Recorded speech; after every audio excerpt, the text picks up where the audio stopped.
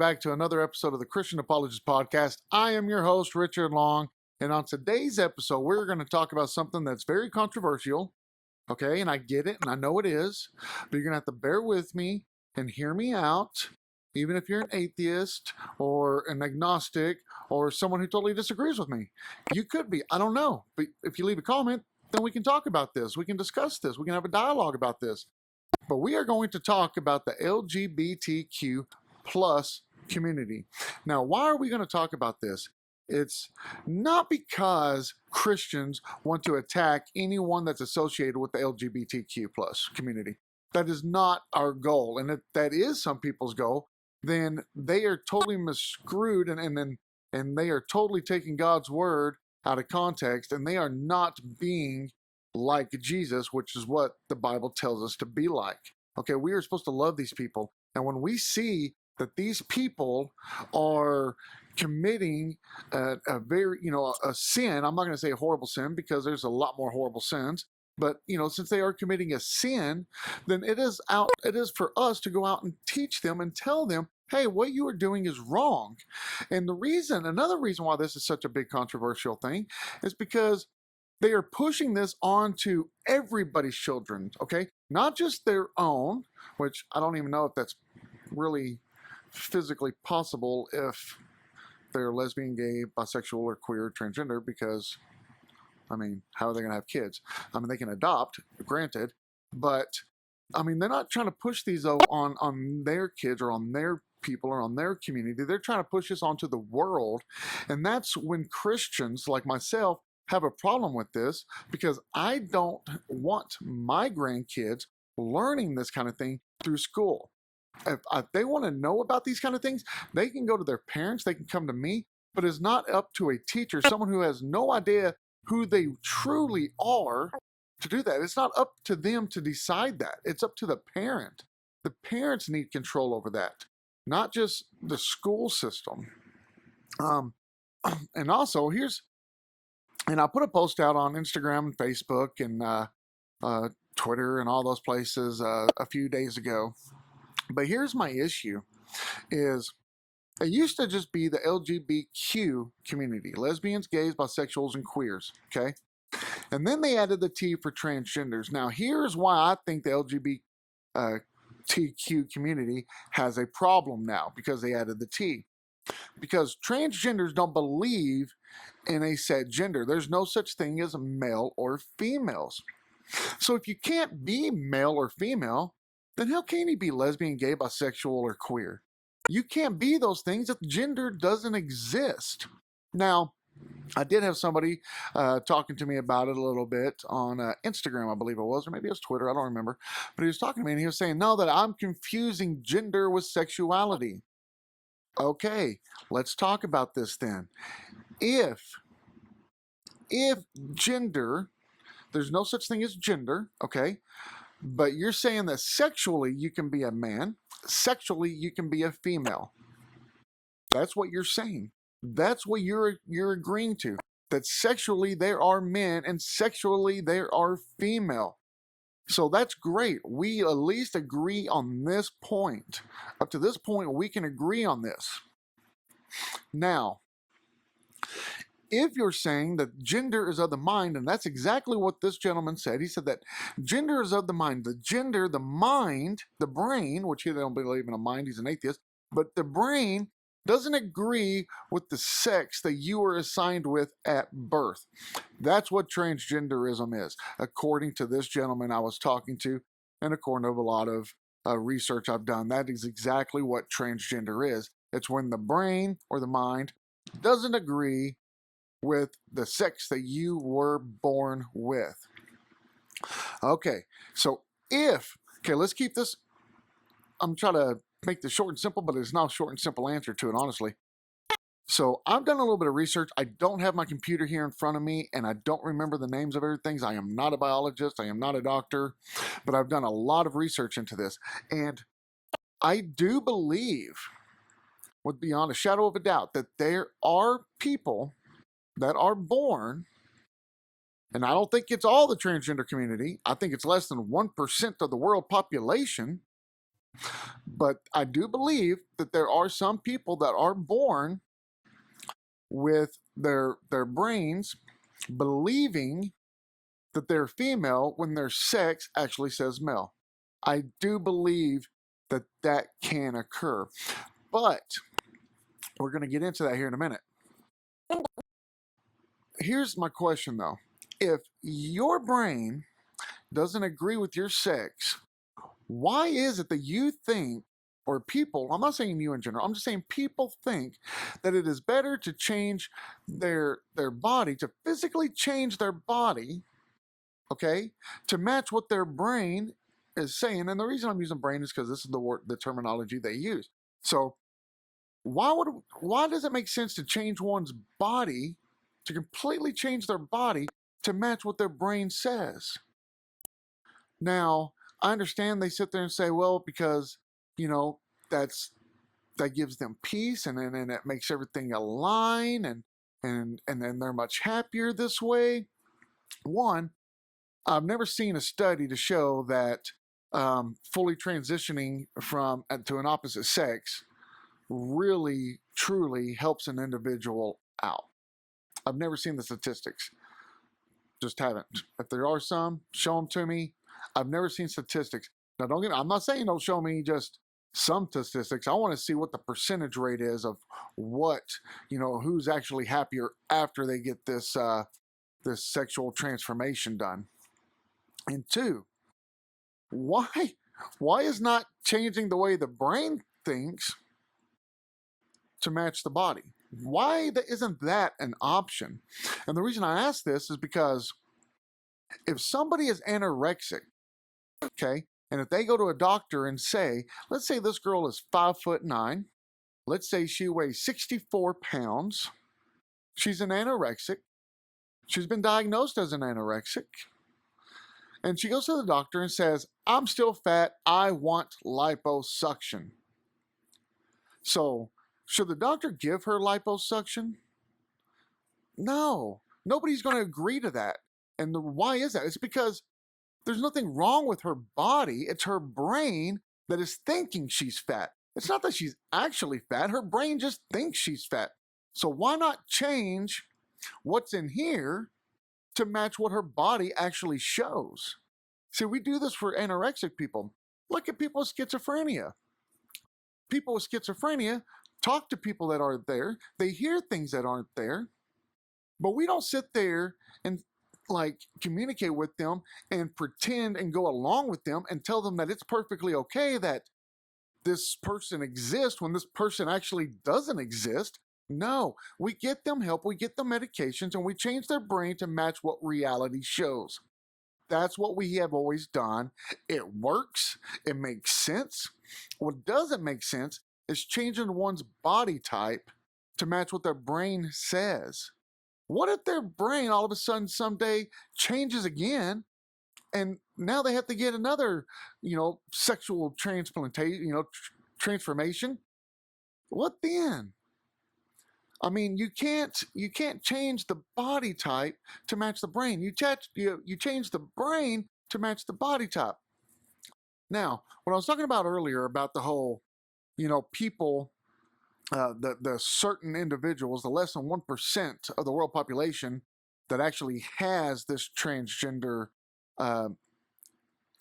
identity problem with, the chemicals in the brain just didn't mix right. Whatever you want to call it. It just didn't mix right before they were born. So their brain says they're female, their body says they're man. I've done a little bit of research on this, and it has to do with some proteins, I think it is, that's called aromatase, and it gets changed into different types of hormones.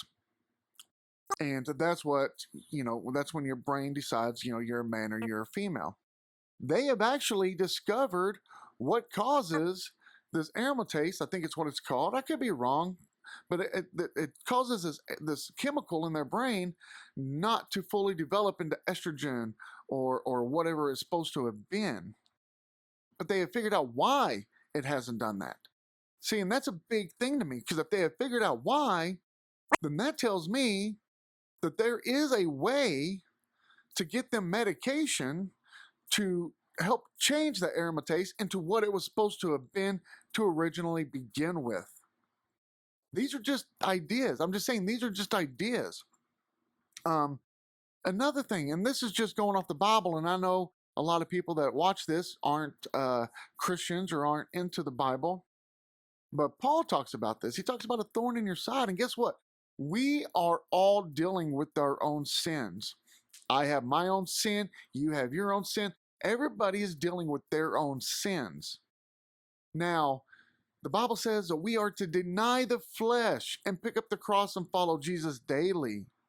That is what we are supposed to be doing. We are to deny the flesh. So even though your brain is telling you this and that, you are supposed to deny that because you can see sexually you are not that. And you deny your flesh. And yes, I'm not saying it don't suck. Yes, it sucks. It sucks being a Christian. It does, because, there's things that we have to follow that it's hard for us to follow. I mean, it really is. It's really hard for us to follow, but we do it because we love Jesus and we love God and we know they're real because of the evidence for it and because of our faith in Him.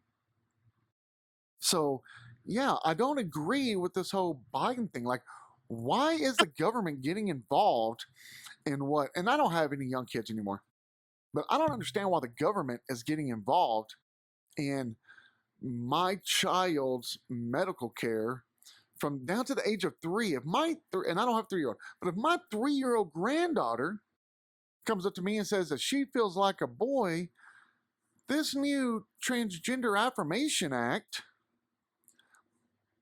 is saying that if we don't do everything that we can medically do to help her transition into a boy, then the government can step in and take my grandkid away from my daughter and her husband and take her out of my life because we're not agreeing to that. She's 3 years old.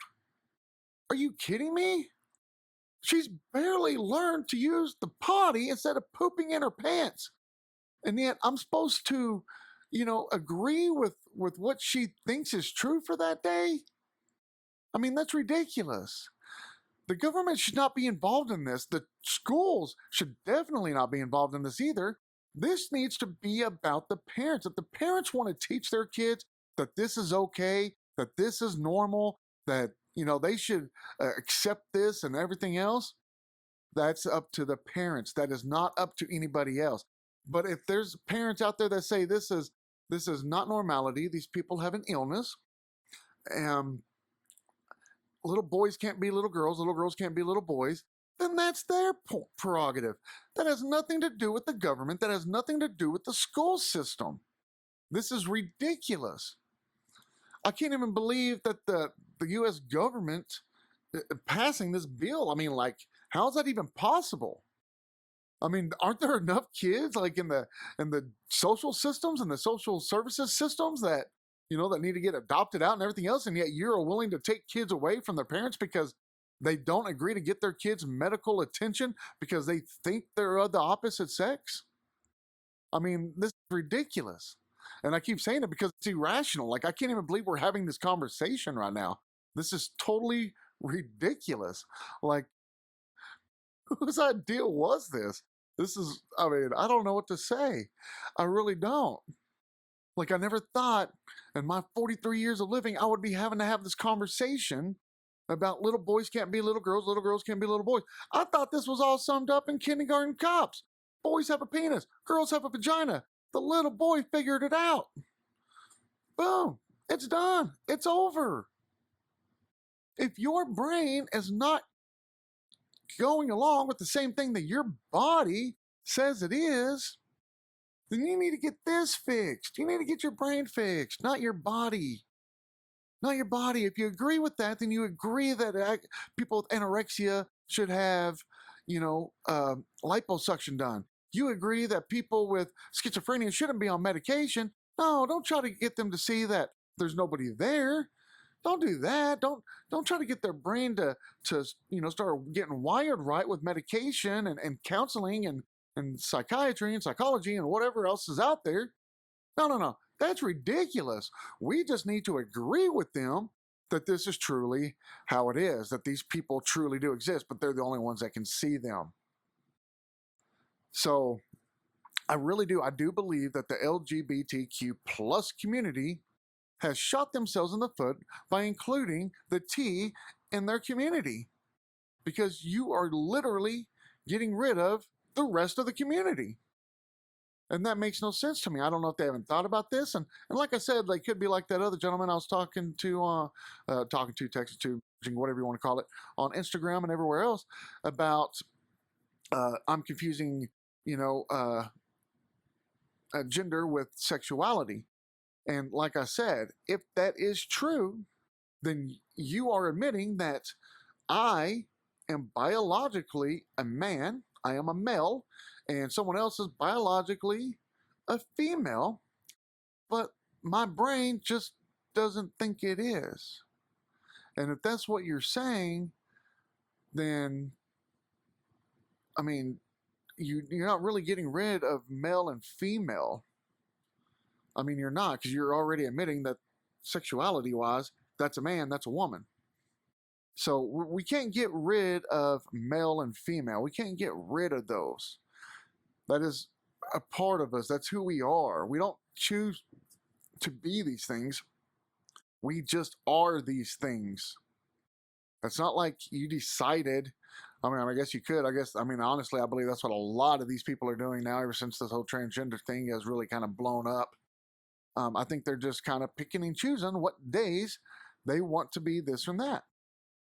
And it doesn't make sense. In fact, the other day, I saw where there was this lady and her girlfriends were standing, and I don't mean like girlfriends, like lesbian type action. I'm talking about just friends, her girlfriends, were on the outside of I think it was a restaurant or something. That's how the story went. And they were out there, and they were just outside the restaurant before going in. They were waiting for other friends, and they were talking about how, feminism is power, and forget male pride and forget males and yada yada yada yada yada. And this other gentleman happened to be standing out there waiting for his girlfriend to show up. So just about that time, both parties ended up, their friends showed up. And so the guy walks in first, he opens the door for his girlfriend, and then he closes the door behind him, and there were females. The females, once they got inside, the lady who was doing all this talking starts talking to her friends again, talking about how rude the gentleman in front of her was for not opening the door for them. And he turned around and told her, he said, "Ma'am, if there's no man and there's no woman, there's no male, there's no female, then why is what I did wrong? Why are you expecting me to hold the door open for you when I'm just as equal as you are? That's your mentality." And he's right. He's right. Women shouldn't expect special privileges from men, like opening a car door or saying yes ma'am or no ma'am. These things shouldn't exist, because man and women can exist. Male and female cannot exist in the transgender world. So, and I hear a lot about this whole, people getting offended because you say man or sir, and they get offended by that nowadays. I'm not saying everybody, but a lot of people get offended by that because they're like, I don't use that pronoun. Well, if we can go around just changing things, what kind of society are we going to live in? We're not even going to have a society that revolves around the laws of logic. Seriously. Because I can sit there and say, well, I'm offended by the word "the." I'm offended by the word sexuality. I'm offended by the word home. We can make up stuff all day long to be offended by. But why is everything such an offense? Let me tell you, most things are an offense. I'm not saying all, but most things are offensive to people because they just don't agree with it. Just because you don't agree with it doesn't mean it's offensive. That's just facts. Just because you don't agree with it doesn't mean it's offensive. I like the color black. Some people don't. Should we be offended by each other? No.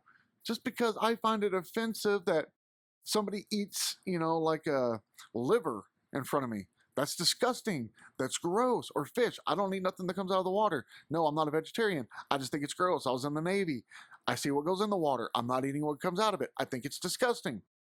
So because I don't like fish and I'm out to eat with somebody that eating fish, should I be offended And should I start saying things and just, get all bent out of shape about it? No. Because just because it's offensive to me doesn't mean it's offensive to anybody else. It's okay for us to not see eye to eye. We can still get along. And I think that's what a lot of these new people, these new millennials and this new generation is not gathering. Just because we don't agree on things doesn't mean we can't get along. We can all get along. We can talk about our differences. We don't have to argue. We don't have to fight. We don't have to, cancel each other out. We don't have to quiet each other out. We can just talk about it and get through it like normal human beings. And that's how diplomacy is done, is by talking things out. That's why the United States here is through diplomacy. You just talk things out. It's not because you get offended by it and you want to quiet them or silence them or get rid of them and force them to say things that they don't agree with. I mean, how is it that you can sit there and say, and I don't mean you, so when I say you, don't take it offensively, but how is it that people can sit there and say that what I do is wrong? Like if I say, yes, sir, people are like, that's wrong. You shouldn't do that. Why are you judging me? Y'all are constantly saying the Christians are judging, but yet you are judging me because I said, yes, sir, because biologically, sexually, they are a man, and transgenders agree to that, because if they don't, then there's no such thing as lesbians, gays, or bisexuals, or queers. So why is it offensive? Why is it I'm wrong for saying that? I'm not wrong. I'm not wrong. That's ridiculous. Like, it makes no sense. This whole thing doesn't make any sense.